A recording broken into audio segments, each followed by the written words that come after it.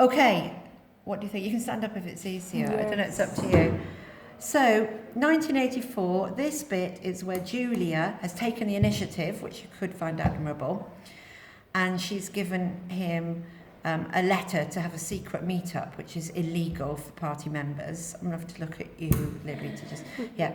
And you might, if you're arguing about Julia, you might see that as proactive, or you might see it as part of her slut stereotype. The independent women get a negative connotation, and she's this sexually proactive and intimidating woman who is not sympathetic in the novel. So that's two different ways of looking at just that bit. So here, they were only making conversation. He'd managed to move closer to her now.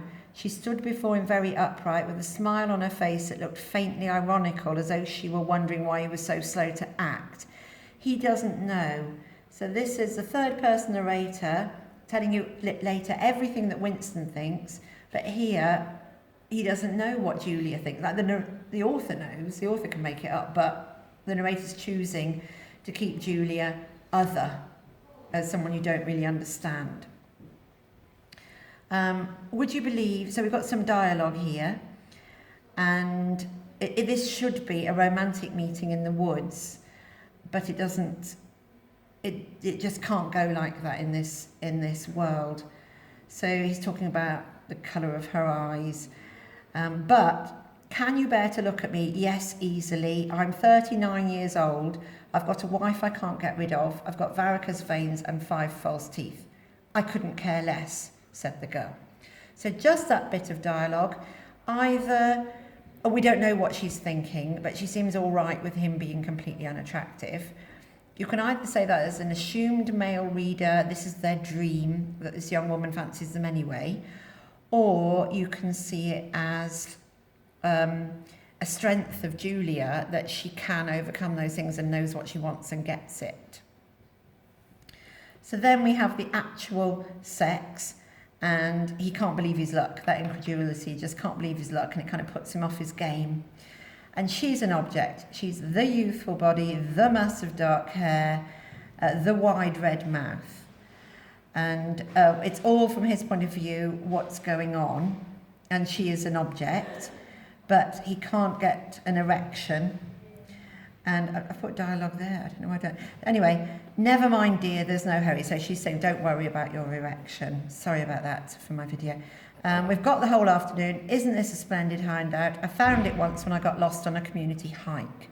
So she is a complete rebel, if you want to be admiring of her. She does community hikes, but at the same time she's looking for somewhere to have sex illegally. But I'm suggesting, yes, that's true, but Orwell is not directing you to admire her. Orwell is directing you, I feel, to find her kind of bossy and other and annoying, and that sort of stereotype, and you might again quote, the independent woman has a negative connotation. So, what's your name, said Winston. Julia, I know yours, it's Winston Smith. Oh. So she's organised this event, she knows his name, she gave him the letter, she's in control here. You might find that admirable, even if Orwell didn't mean you to. So the conversation continues, and he tells her that he wanted to, when he first knew her, he wanted to rape her and murder her afterwards and smash her head in. The girl laughed delightedly. So she's not even fully, she's the girl. Why is she delighted at this, at being told I wanted to rape and murder you? I'm suggesting that makes her other and strange and annoying, and I can't understand her reactions, and the narrator isn't really telling me them. Other people might find it a strength that she's able to cope with that sort of thing. I don't know what they'd say. So she says, I bet you thought I was in the thought police. You thought I was a good party member, banners, processions, slogans, games, community hikes. So she does conform. She looks like she's conforming, but she's actually a real rebel and is being as sexual as she wants to be and refusing to be put down. So the areas I've been through, the setting out of the party control in this Bluebell Wood, lot of the dialogue, the narrator only giving us Winston, the narrator giving us Julia as this other that we don't really understand because we only get Winston, a sort of stereotype, this independent woman who is impossible to warm to, or giving us a rebel and a strong woman, especially if you're a reader nowadays.